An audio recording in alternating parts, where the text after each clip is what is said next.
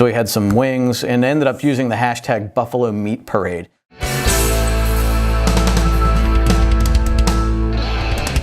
Thanks for watching. It's been a couple of weeks since we've been here.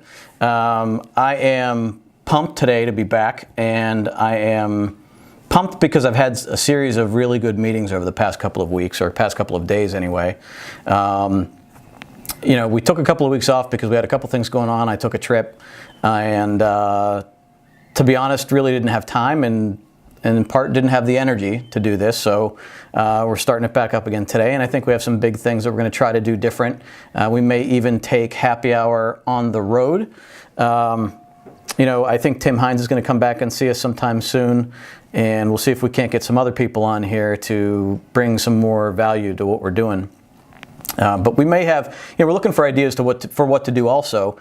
We are going to, I think, take this to a bar or a restaurant maybe a couple times a month, see if we can't talk to different business owners about maybe a topic they find important, something that positively impacts their business, something that they feel people out there might want to hear. So we'll see. We're playing with it. Anybody has any ideas, throw it out there and let us know what you think might be good.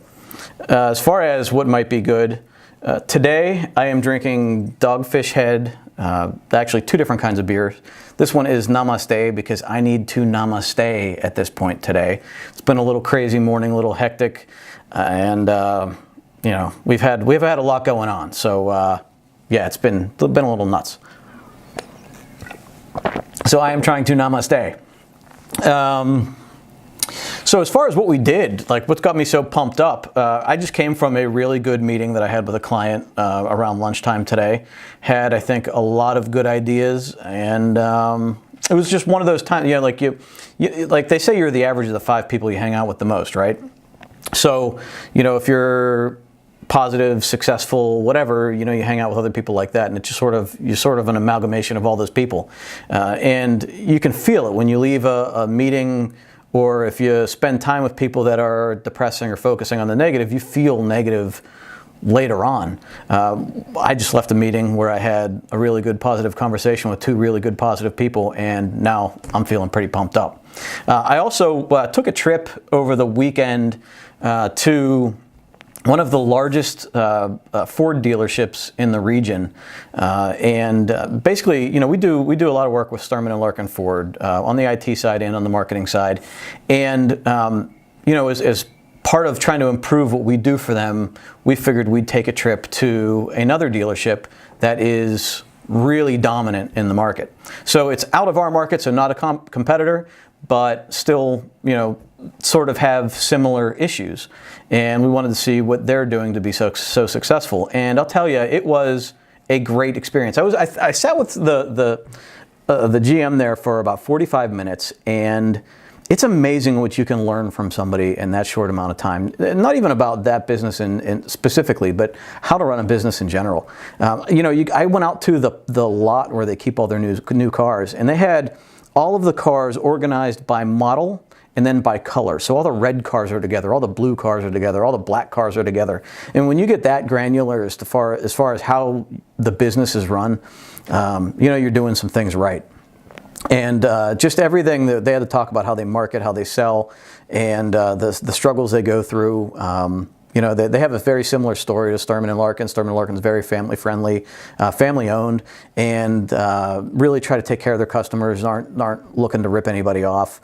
And I think that, you know, they have a very similar dynamic as far as the type of salespeople they have and the market they're in. So it was very interesting, very enlightening. And based on that meeting, I ended up going to a couple of other dealerships just to see how they work it. And you see some similarities, you see some differences, but you can definitely tell, you know, the people that know their business and really have their business in good shape, you know, the way they run it. So found some opportunities and some things that we can do differently, and I'm looking forward to implementing them. And you know, even in things that are completely unrelated. You know, I talk a lot about, you know, just showing up and you know, doing what you say you're going to do or exceed expectations. And I think that when you pay attention to the finer details, it really comes out. So attention to detail just was huge in this trip. In the trip, we went and visited a few things. We went on we went to the Buffalo area. So Buffalo, we saw Niagara Falls. We went on the Maid of the Mist, took the family out there. We did the original place that came up with wings, the Duff's wing place, Duff's restaurant. So we had some wings and ended up using the hashtag Buffalo Meat Parade because I felt like every day I was eating some other kind of meat between Jim's Steakout and wings and barbecue places and everything that we did. It was just, man, I'm in bad shape. I'm in really bad shape right now. Gained a couple pounds, so did my wife, and we are looking to hopefully get back on the horse this Monday and start Insanity Max 30 all over again. Lynn, you'll be really happy to know that I got a salad for lunch. I just got done eating lunch at 4:15, so it wasn't exactly the way I would like to plan it, but I ate a salad, so I didn't make the choice to have an HBK sandwich from Permane Brothers like I really wanted. You know, we're hoping to get off on the right foot on Monday. I know Lynn's nursing a little bit of an injury right now, so I'm hoping that we're going to be able to get off and running. She's starting a new fitness group that she wants to make it like a high accountability workout, eat right, that kind of a fitness group. So I'm looking forward to be part of that. She's got a few new people that are involved with what she's doing this month. She's having a pretty good month. So, you know, she feels like she's got a lot of good people that are engaged, that are going to be really doing well for themselves, and she's excited about it. So I am too. And I need to, you know, I'm fitting into my slimmer sweaters right now, but I feel like if I go too much the wrong way, I'm going to have a hard time with my wardrobe. So I'm looking forward to getting back in shape, or getting back on the road to getting back in shape. So going on, what's been going on in the past couple of weeks? We missed a lot, obviously. The big thing in tech is the Galaxy Note 7 recall. You don't have a Galaxy, you have an iPhone, right? So Callie has an iPhone, I have an iPhone, I don't have a Galaxy. I know one person that has the Galaxy Note, and I'm pretty sure she's sending hers back. And the box they send people now to send this phone back it's a fireproof box, and they give you gloves to handle the phone to put it in there. You haven't been wearing gloves the entire time you've had the phone, but now you have to put these gloves on to put the phone back in the box and send it off. So I don't know what this means for Samsung. They obviously haven't found out why it's going on, and they really haven't explained it. And I can imagine it's going to take a huge hit in their sales. You know, aside from the sales they're not getting, they have to refund all the money, pay for this whole recall. I can't imagine that it's not going to significantly dent their business. I know they have their new Galaxy coming out in the spring, but they got a while to suck wind. On the flip side of things, a story that's not quite as big is there was a story that Apple Store employees are stealing photos of female customers and trading them around in the Apple Store. Like off of their phones when they work on them? Yeah, so when a female customer brings their phone in, they just snoop around. So I would say lesson to learn here, and this is something that we talked when we were working on people's computers. Take everything off you don't want people to see. The minute you hand over your phone, and I do this every time I bring an iPhone into the store, I wipe it out. I back it up on my computer, I take it into the store, I wipe it out, and then... So much work. I know it's so much work, but, well, if you don't have anything to worry about... Yeah, like, don't have anything on there that you don't want... Like, you wouldn't... If you were flipping through your camera rolling with your mom, don't have anything on there that you... Right. Or, like, with your friend. Like, maybe there's some pictures on there while my mom see, but, like... Right. Yeah. I agree. So that's... you know, for me, I have customer information, I have emails and things, so I always wipe out my phone because I don't want anybody... You know, just in case. I don't know what Apple can do. I don't know what their capabilities are in their store, but I certainly don't want to compromise a customer's information, so I always wipe mine out.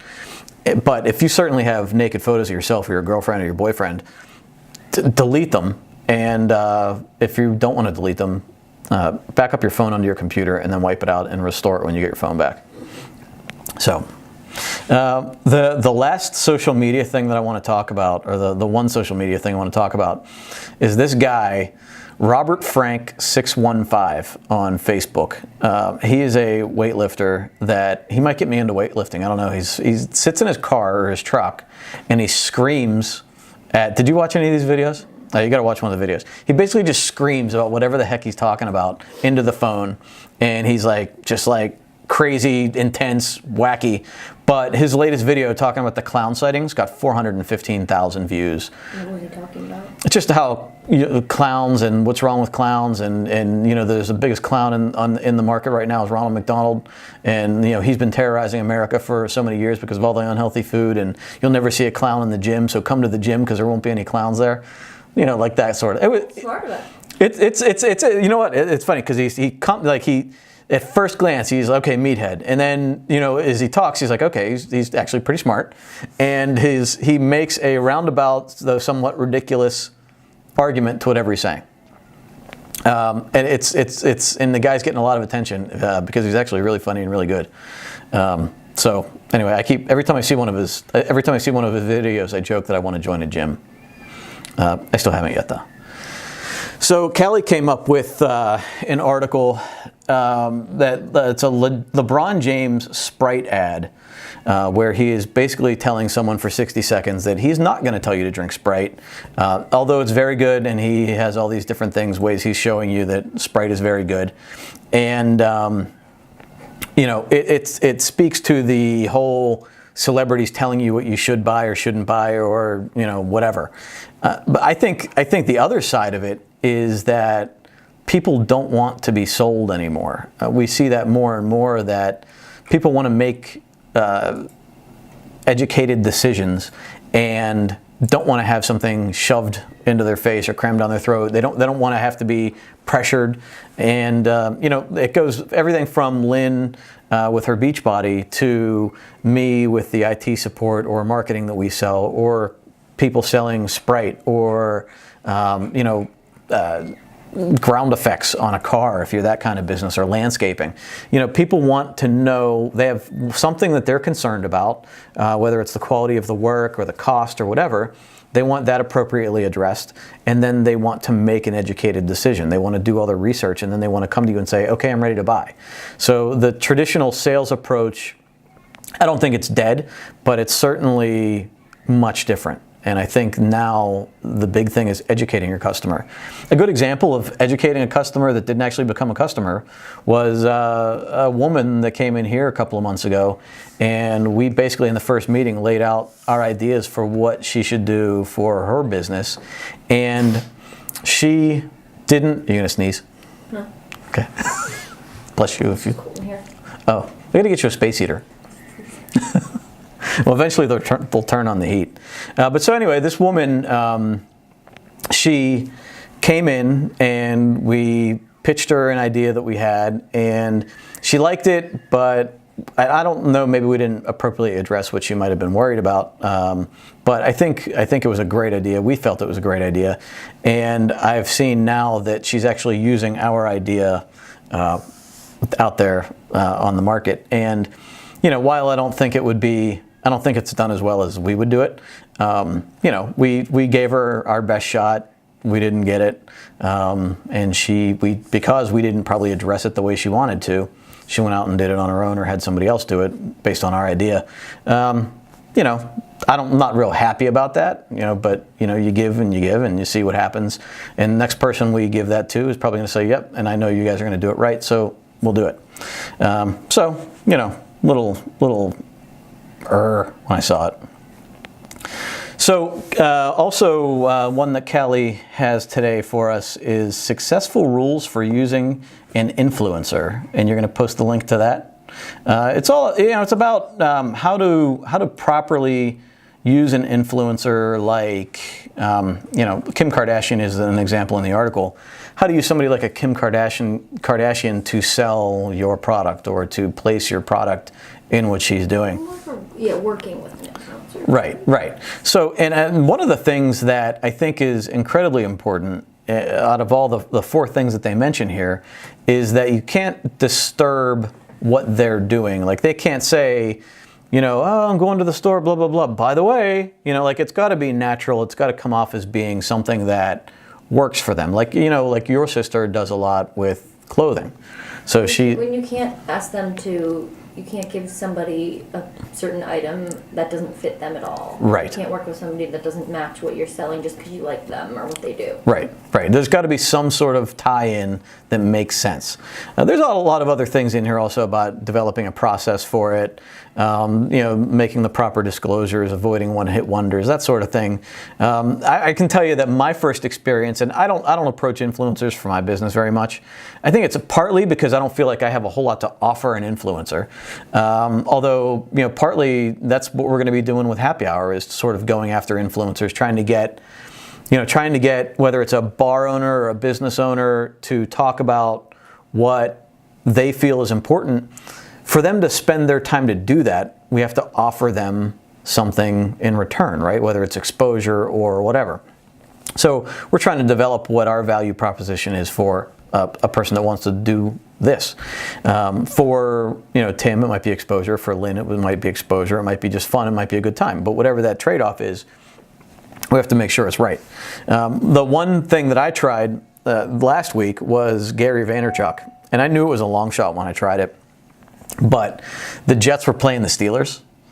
So I took a photo of the Jets Steelers, like the little pregame or the pre-whatever, and said, if you're up for it, if the Jets win, I'll come up and work as I said bitch, but I'll work as your assistant for a week on my own dime. So basically I would pay airfare, hotel, and do whatever the hell he wanted me to do for a week. And if I won, he would come to Pittsburgh and speak at one of the networking groups, like a 300-400 people, speak at one of the events for a half an hour or an hour or whatever. Now, he didn't take me up on it, didn't even mention it, probably didn't even see it, I don't know.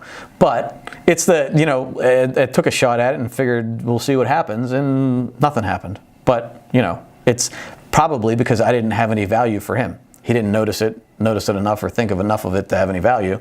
So, you try and see what happens, and I gave it a shot and it didn't work, so whatever. So moving on to the election, I have one quick election thing.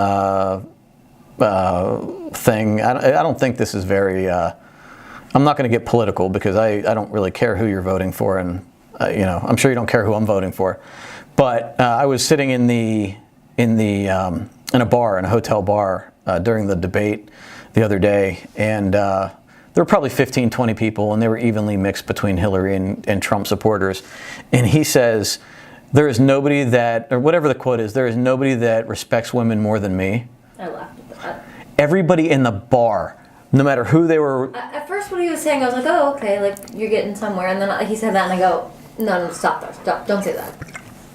Everybody in the bar erupted in laughter at that statement. Whether they were pro-Trump or pro-Hillary, everybody thought that was hilarious. So Audi is taking a little shot, I think, at the fighting that they're doing. They have an ad for the R7 where a male and female valet, and there's only a quick reference. There's like a blue and a red button at the beginning, like laying on the ground, right? 2016 on both of them. Yeah, so 2016 buttons laying on the ground, and they do this whole. The commercial is awesome. They do the whole thing in reverse. So you see this man and woman valet fighting each other, throwing lobsters on each other, and I mean it's really good. It's well shot, and in the very beginning or the end of the commercial, it's the car driving up, and then it shows them just about to get into it. And what was the tagline is, "Beautiful things are worth fighting for. Choose the next driver wisely." So it was very, very.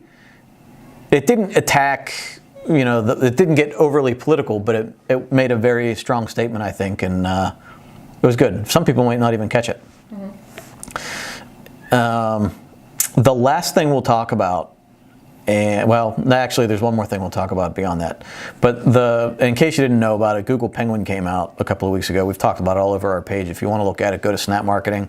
And Google Penguin came out, and it addresses websites that have used black hat SEO techniques that they get demoted by doing things that Google doesn't see as being the right way to do SEO. So they get demoted and they have to wait until the new Penguin update comes out before it gets brought back up. Well, what happened was now is Google rolled in this update after 2 years, rolled this update into their algorithm. So now that it's constantly doing the updates. So if somebody does get penalized, they will now rebound a lot quicker. But I think the overall moral of the story is do it the right way. Hire a company that knows how to do it the right way. They're not going to get you penalized in the first place.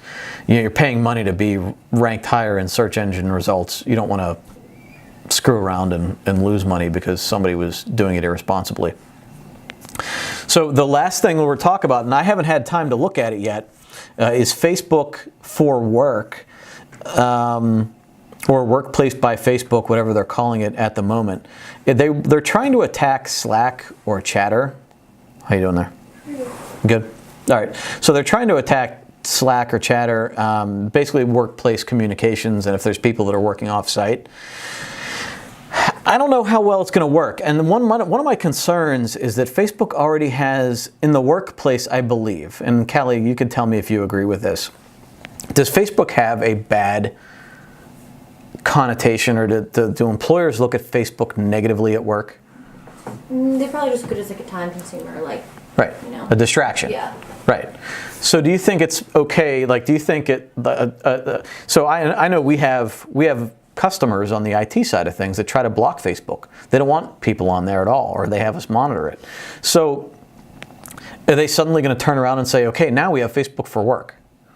And can they see their personal posts in Facebook for Work? Have you looked at that yet? I don't know how it works. I just know that it's being used as a messaging. It's used for messaging. You can send videos. You can FaceTime on it. You can do a number of things. You have all your friends on the right side, I think, like the way it looks like it's laid out here. And you have all these apps for it. And I think it does more than Slack, but I think it does more like in the way where you're like, it's not that much, like irrelevant things you don't need. See, I'm never going to need to FaceTime with somebody. Right. My concern is that if there's easy access to the distractions of what people do on Facebook, we have people that spend way too much time on Facebook. I know I can even get lost on Facebook if I go there to make a post for a client and I happen to see that, oh, I got a little red number 1 or number 5 next to my globe. So then I go look at that, and next thing I know, it's 10 minutes later and I'm completely off track. So I wonder how tightly integrated those two things are, and by next week I'll have an idea, because I'm going to look at it probably tomorrow and figure out which way it's going. I know Slack has done really, really well. They're pretty well established in the market, so I think Facebook is going to have to do something to really take away from what Slack is doing. But Facebook has the market. I mean, they have the share, they have the name recognition. And if you look at what they've done with Facebook Live compared to Meerkat or Periscope with live videos, everybody's trying to do Facebook Live now, and I don't know that I've seen anybody talk about any of the other ones. So, I don't know, we'll see. I'll try it out and I'll come back with some feedback next week, and we'll see what that's like. And I guess we'll have some recommendations for our IT clients based on whatever experience I have. We'll find out. I'll let you know. So that's pretty much what I have for today. Gonna burn through it in a half an hour. How about that? What do you got going on this weekend? Babysitting your children. Yeah. Oh, that's actually something I meant to mention. We're talking about having people, like positive people, right? We're going out Saturday with a guy that I met last year, almost a year ago now. Him and his wife are incredibly positive, like really good people. So we made a date. We're going downtown to Meat and Potatoes Saturday night, and we got a really late reservation. So I'm not really excited about that, eating dinner at 9:30 at night, but we're going to see if we can't sit at the bar a little bit earlier. Have you eaten a Meat and Potatoes yet? No, I've eaten at all the other ones that they have, but not that one. What are the other ones they have? Daco, Butcher and the Rye, and they have another one, I think.